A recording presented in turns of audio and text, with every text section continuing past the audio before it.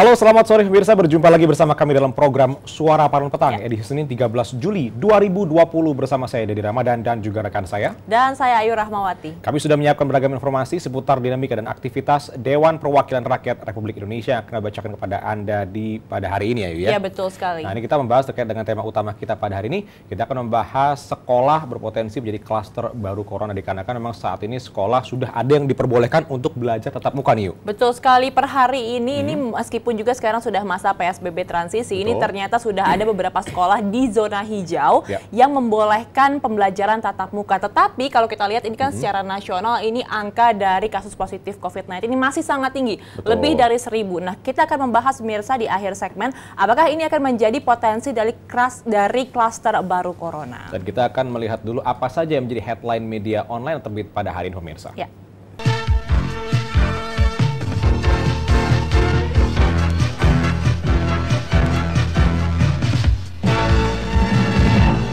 Kita awali headline media online yang pertama dari Tempo.co. Di sini membahas Joko Chandra ke Indonesia, Mahfud MD sebut negara kecolongan. Menteri Koordinator Politik, Hukum, dan Keamanan Muhammad Mahfud MD mengatakan pemerintah kecolongan saat buron perkara hak tagih Bank Bali. Joko Chandra bisa keluar masuk Indonesia tanpa tercatat di perlintasan imigrasi. Ia mengaku hanya mengetahui Joko sempat berada di tanah air dari penjelasan Jaksa Agung Sanitiar Burhanuddin dalam rapat di DPR RI pada 29 Juni lalu dan belum menerima laporannya secara langsung. Mahfud pun menyatakan tak mengetahui kapan persisnya Joko Chandra yang telah buron selama 11 tahun dapat masuk ke Indonesia. Pasca penelusuran, Mahfud mendapat penjelasan yang tak terduga dan menurut Mahfud, salah seorang polisi menyampaikan sudah mencoret nama Joko Chandra dalam daftar buron Interpol sejak 2014. Alasannya Kejaksaan Agung sebagai eksekutor putusan peninjauan kembali tak pernah mengajukan perpanjangan. Ya, ini kalau membicarakan mengenai kasus dari Joko Chandra, memang kita dapat melihat ada misdata di sini ya, tidak cocok dari satu kementerian dan juga kepada lembaga lainnya. Nah, kita berharap semoga nantinya ini bisa diperjelas karena bagaimanapun ini kasusnya juga cukup besar dan sudah berangsur-angsur, sudah sangat larut nih ya, sudah lebih dari 11 tahun. Ya pemirsa, kita beralih kepada berita yang kedua datang dari Kumparan.com. Sekolah mulai dibuka, DPR ingatkan jangan jadi klaster baru corona. Tahun ajaran baru sekolah resmi dimulai hari ini yang ditandai dengan dimulainya kembali kegiatan belajar mengajar. Di daerah zona hijau corona, sekolah diizinkan untuk menggelar pembelajaran tatap muka dan menanggapi hal ini Wakil Ketua DPR RI Sufmi Dasko Ahmad meminta Kemendikbud melalui dinas di masing-masing daerah memantau kegiatan belajar yang sudah mulai tatap muka. Ia pun meminta kepada semua pihak baik sekolah maupun Kemendikbud, Kemenkes, dan kementerian terkait untuk mempersiapkan protokol kesehatan dari COVID-19 yang benar-benar ketat di sekolah agar tidak tercipta klaster baru. Tak hanya sekolah, orang tua juga punya peran menyiapkan anak soal protokol COVID-19 sebelum masuk sekolah. Dalam kebijakan Kemendikbud, anak dapat masuk sekolah jika orang tua mereka mengizinkan dan jika tidak, maka belajar akan tetap dilaksanakan secara jarak jauh. Ya, ini sangat dilematis sekali di mana pemerintah saat ini mencoba untuk bisa membangkitkan gairah ekonomi kembali dengan cara melakukan PSBB transisi. Namun di sisi lain sekolah juga diperlukan karena ini kan pendidikan ya. Jadi memang harus diutamakan juga dan ternyata memang masih banyak daerah yang masih zona merah. Ini jadi dilematis apakah memang harus dibuka secara tatap muka ataukah memang masih harus belajar secara online ini kan? Iya, karena mungkin di satu sisi kalau misalkan online terus ini tidak akan efektif untuk anak-anak terutama yang masih kecil seperti itu. Semoga nanti apabila memang diterapkan secara tatap muka di zona-zona yang sudah hijau dan juga kuning, semoga ini tidak menjadi klaster baru corona ya. Betul sekali. Kita beralih ke Detik.com, di sini membahas arahan lengkap Jokowi soroti lonjakan kasus corona. Presiden Joko Widodo meminta jajarannya untuk bergerak cepat menyoroti kenaikan penularan virus COVID-19 di sejumlah provinsi. Ia menekankan 3T, yaitu testing, tracing, dan treatment. Presiden Republik Indonesia ini pun meminta jajarannya untuk tidak memberikan laporan semata tetapi langkah konkret di lapangan. Ia menginginkan jajarannya untuk bergerak cepat mengatasi persoalan peningkatan kasus positif COVID-19. Ada 8 provinsi yang menjadi perhatian khusus bagi Jokowi, yakni Jawa Timur, DKI Jakarta, Jawa Barat, Sulawesi Selatan, Jawa Tengah, Sumatera Utara, dan Papua. Selain pengawasan ketat secara nasional, ia pun meminta agar pengendalian wilayah perbatasan dan perjalanan lintas wilayah harus dikendalikan. mengingat imported case Indonesia dari luar negeri masih cukup banyak. Ya, ini kalau misalnya kita melihat memang kalau dari grafiknya di Indonesia ini memang berbeda, cenderung berbeda dengan berbagai macam negara lain di Asia. Karena kita masih naik sementara negara lain masih turun. Dan khawatirnya juga nih di Jakarta sendiri kemarin diumumkan bahwa 66% kasusnya ini tidak mempunyai gejala. Jadi bagaimanapun juga kita masih harus tetap berhati-hati, menjaga kebersihan dan yang pasti juga hindari keramaian. Harus jaga jarak ya loh ya. Betul, karena seandainya kita diperlukan untuk keluar atau bertemu dengan orang harus menjaga jarak ya. Ya. Nanti pemirsa kita akan kembali lagi untuk membahas tajuk utama di edisi Senin 13 Juli 2020. Hari ini kita akan membahas sekolah potensi baru klaster corona. Selengkapnya sesaat lagi.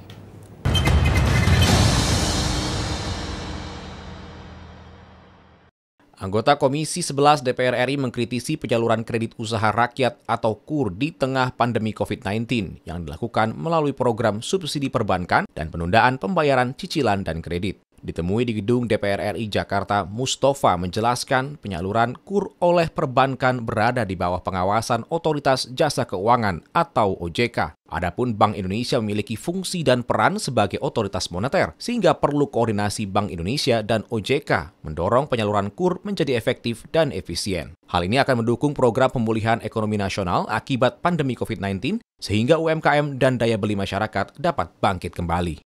Tapi faktanya di daerah kadang yang dulu dengan angka sampai dengan 250 juta sampai 50 juta ini juga 0 sampai 50 juta ini tidak pakai agunan dan lain sebagainya. Tapi faktanya di lapangan masih pakai KUR. KUR itu adalah penugasan loh.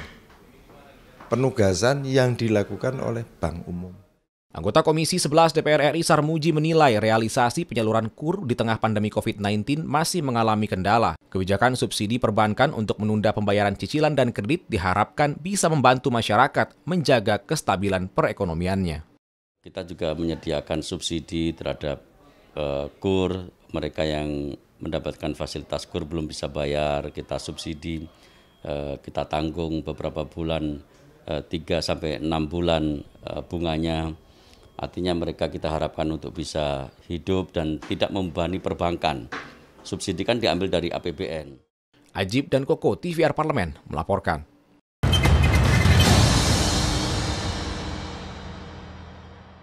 Pemirsa, hari ini Senin 13 Juli 2020 menjadi hari pertama masuk sekolah jenjang pendidikan dasar dan menengah tahun ajaran 2020-2021. Tak seperti tahun ajaran sebelumnya, kali ini sekolah dilangsungkan di tengah pandemi COVID-19 yang berdampak pada penerapan metode belajar.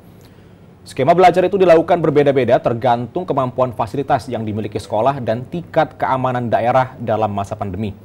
Sejumlah daerah mulai memberlakukan pembelajaran tatap muka, yang misalnya di Sukabumi, Jawa Barat.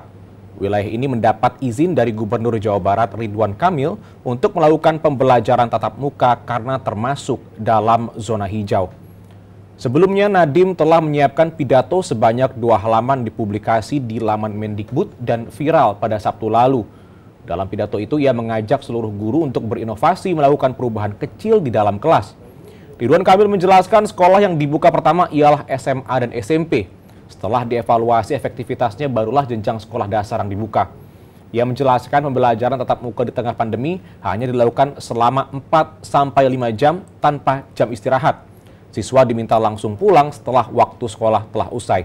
Ada pula pembagian shift belajar, yaitu 2-3 shift di setiap kelas. Jadwal masuk siswa pun digilir bergantian selama 1 atau 2 minggu, sehingga tidak semua siswa berada bersamaan di dalam kelas. Ya, ini kalau misalkan membahas mengenai pembukaan tempat pendidikan seperti sekolah, ini memang sangat dilematis sekali ya, karena bukan hanya sekolah, ini sekarang sudah pusat perbelanjaan, kawasan ekonomi sekarang juga sudah mulai berangsur-angsur dibuka, sementara angka dari penularan dari virus COVID-19 ini masih tinggi sekali. Yang berbahaya ini sebetulnya kalau sudah ditransformasi dari PSBB menjadi PSBB transformasi ini, yang berbahaya adalah nantinya masyarakat mulai membiasakan diri bahwa ini sudah tidak berbahaya lagi COVID. Nah, itu yang berbahaya. Ternyata kan banyak masyarakat yang reaktif terhadap virus COVID namun tidak memiliki gejala. Ini yang sangat berbahaya. Betul sekali. Jadi kita berharap juga untuk masyarakat untuk selalu update bagaimana perkembangan kasus dari COVID-19 dan jangan berpikir bahwa ini adalah normal yang seperti dahulu, tapi ini normal yang baru yang pastinya ada beberapa kegiatan atau aktivitas yang juga harus disesuaikan. Betul sekali. Pemirsa, nanti kami akan kembali lagi untuk membahas tajuk utama ini, jadi pastikan Anda jangan kemana-mana. Tetaplah bersama kami dalam program Suara Parlemen.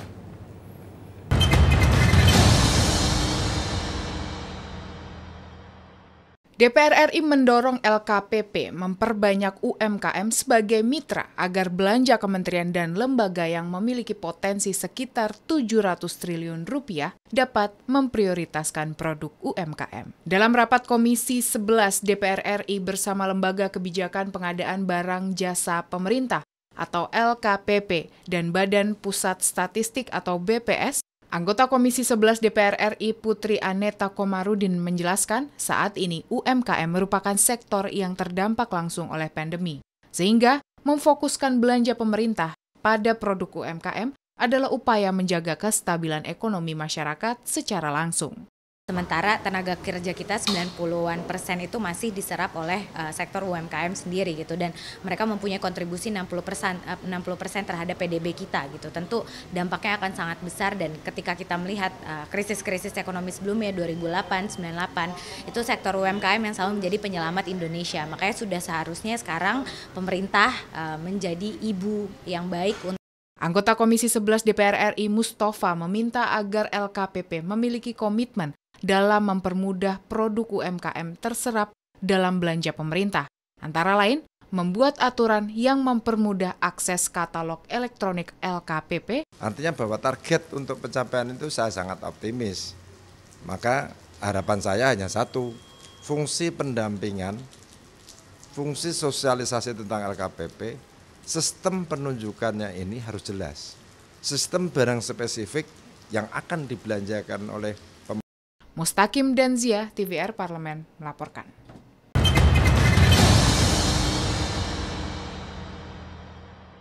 Pemirsa, masih membahas tajuk hari ini. Menurut data dari 92 daftar zona hijau COVID-19 di Indonesia yang memperbolehkan sekolah dibuka, tidak ada daerah Jawa dalam daftar tersebut.